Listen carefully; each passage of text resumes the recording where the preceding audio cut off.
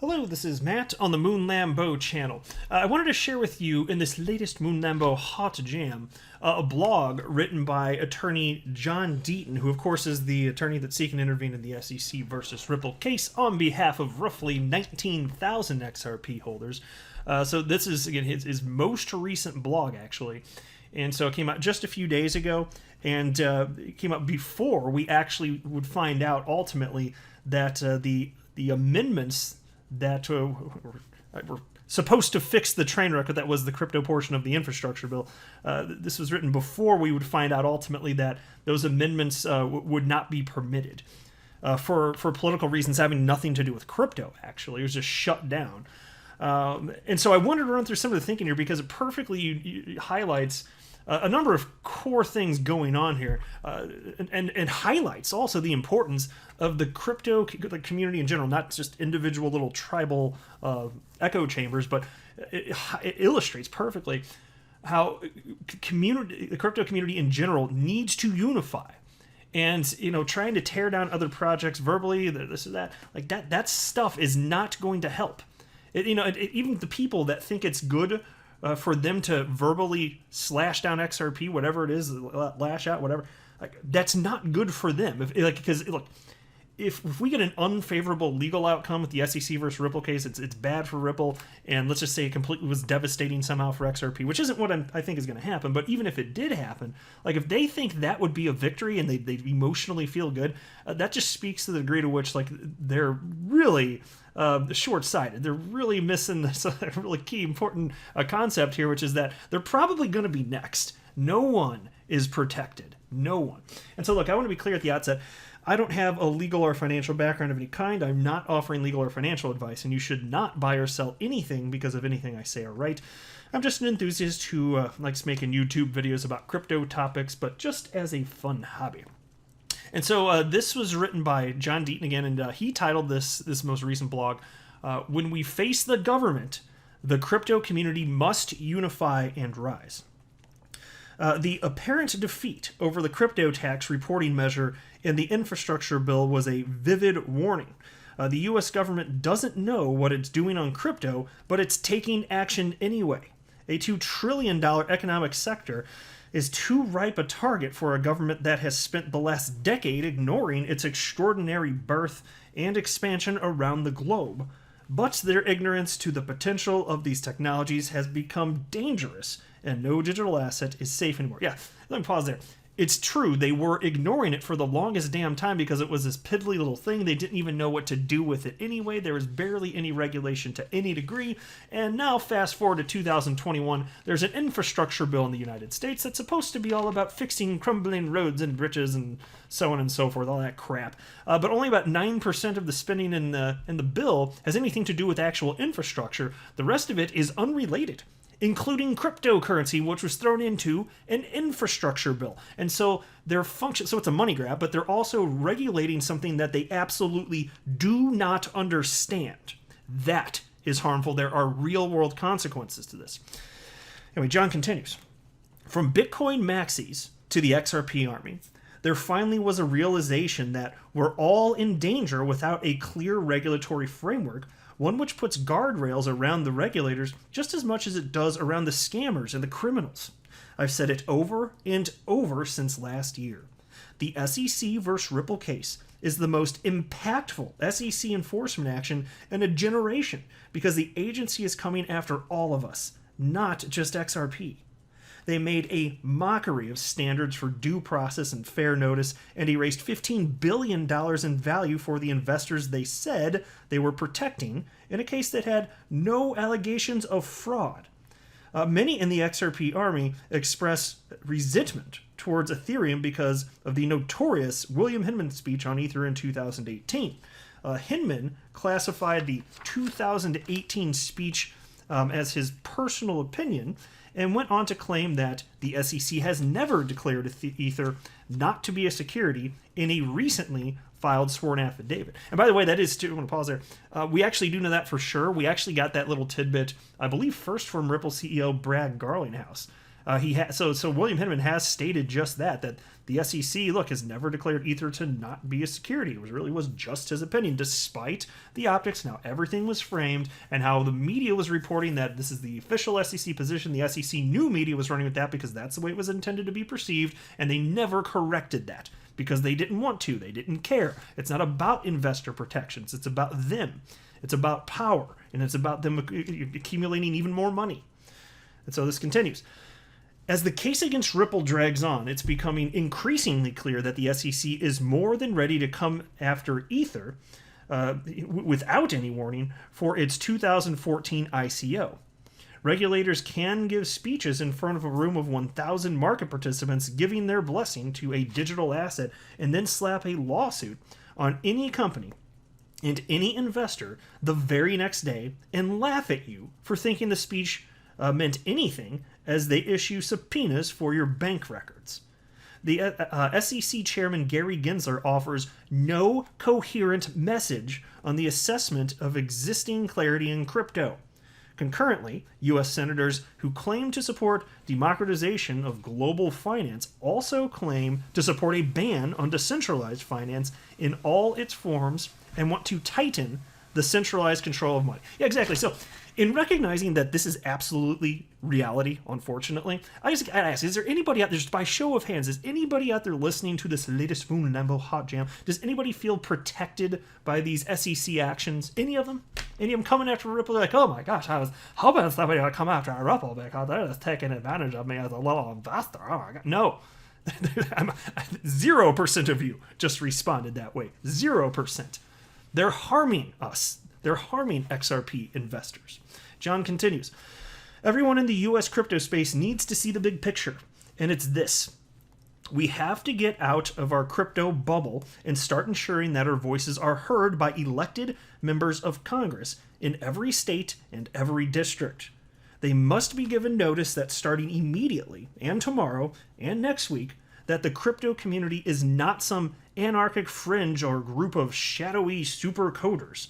We are people from all walks of life who believe in this technology and how it will transform the economy for the better. We use digital assets of all kinds for a variety of important uses. We get paid in these coins, and we buy groceries and pay bills with them. We are building companies that use them to allow banks, companies, and everyday consumers move money around the world in an instant at almost no cost. With better security and transparency than the banks, mind you. We are also investors, of course, and we want laws against scammers and fraudsters. The crypto community is not involved in crime and terrorism. We are law enforcement's best allies in catching those people and bringing them to justice. We are that first group of true believers that every huge innovation needs to get off the drawing board and into the mainstream economy, sharpening all the benefits and working through all the bugs, building markets for how to use it and build on it. And by the way, so that to me, what he just wrote there is an incredibly powerful portion of what he's written here. And I do want to take the opportunity, since he brought that up in this piece, to just make clear, like, we are the early adopters. If it's not us taking this on, then who the hell's going to? Almost no humans on the planet are involved in crypto, which is why I say kudos to you if you're listening to this for paying attention to crypto in general, not just because you're on the Moon Lambo channel. I mean, yes, of course, thank you for being here. I appreciate the support, but just kudos to you for paying attention to crypto in general, because see, that's a big part of the reason there's so much opportunity here. Like, crypto's not going away. That seems like a 100% certainty, as close to 100% as possible, as long as the internet keeps existing anyway. And so right now we are in the minority, but since we're in the minority, that's why there's opportunity. Because by the time the whole world believes, there's going to be all sorts of saturation in terms of money in the markets, the opportunity for asymmetrical returns relative to any other asset or any other asset class specifically, it's going to be about non-existent. I do think if you fast forward sufficiently far into the future, trading crypto markets is going to be just as boring as trading stocks or precious metals. But we're nowhere there yet. We're not even close to that yet. I think we're going to have probably a few more really notable market cycles over the next, 8 to 12 years in particular, and each market cycle, it will be a little bit less exciting, less of a multiplier effect, because that there's just more money in the space, and so to get it to like double, triple, quadruple takes a whole lot more. But my gosh, we're at the seriously, I know crypto's been around about 12 years, but look, we're in the very early stages of all of this still, and it's not clear which cryptocurrencies are going to have true long-term viability, but that's why it's so exciting. And for me personally, I love the volatility. But that's also why, as John Deaton is artfully stating here, we need to work together to fight back against the regulators that, if left unchecked, are going to destroy all of this, right? Because they don't know what the hell they're doing. They're a bunch of idiots. They're actual idiot sticks. John continues. That is the reality of our community that has been missing for the last decade in Washington. And it's the only thing that is going to turn our situation around there. A million screaming tweets of incoherent anger are worth less than one sincere conversation with your elected representative about what crypto means to you, how you use it, and what you need from them. It isn't partisan. It isn't ideological, and it isn't even complicated when it comes down to you and your story. A community as big as ours, built around decentralized technology, should know it can't rely on a handful of lobbyists or a group of influencers. We need to get to work today and every day forward. I don't care which coin you favor or which crypto tribe you're in, everyone needs to do this. The first action you should consider is to find your House member and your 2 senators on Twitter and tweet at them that you are a constituent and crypto is important to you. Then tomorrow, if you really want to scare them, he says you can call the U.S. Capitol switchboard and ask to be connected to their office. When they answer, very calmly tell them your name, that you are a constituent, and you need to talk to someone about crypto and why it's important to you. Those members of Congress may seem like they don't do much, but every one of them employs people whose only job is to listen to you, and if you're from their district or state. They are usually very nice, thoughtful people who have those jobs. They have to listen to you. If you're not a U.S. citizen, then take your story directly to U.S. officials on social media or call the U.S. Embassy in your country. The actions they are taking are impacting all of us everywhere.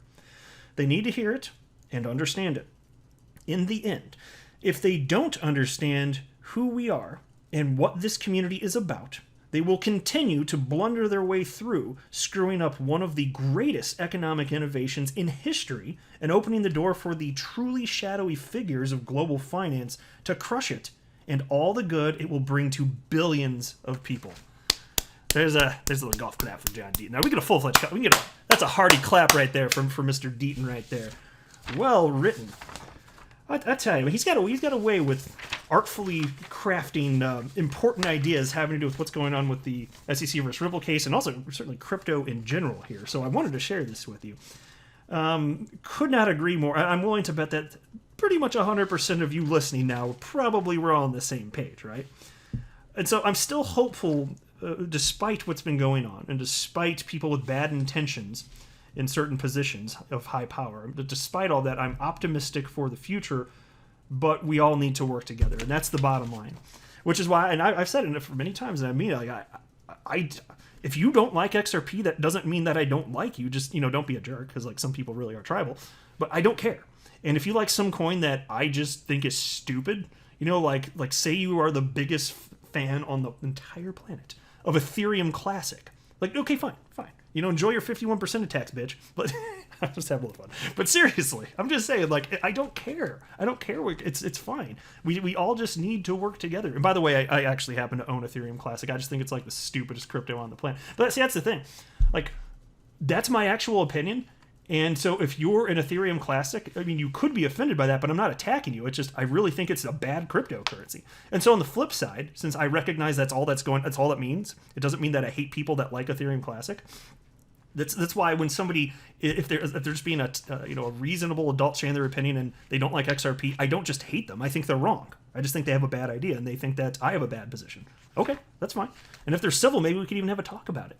But the only way it's going to happen is if you be civil, so we can sit down and have actual conversations about this and maybe actually work together. But maximalism of any coins, it's super regrettable. I'm not a fan of a maximalist of any coin, not even XRP maximalists, and there's not that many of them. Most XRP holders, from what I've seen, just own a ton of different cryptocurrencies. So let me know what you think, but I'll go ahead and wrap up here. I am not a financial advisor. You should not buy or sell anything because of anything I say or write. That would be a very, very, very bad idea. Until next time, to the moon, Lambo.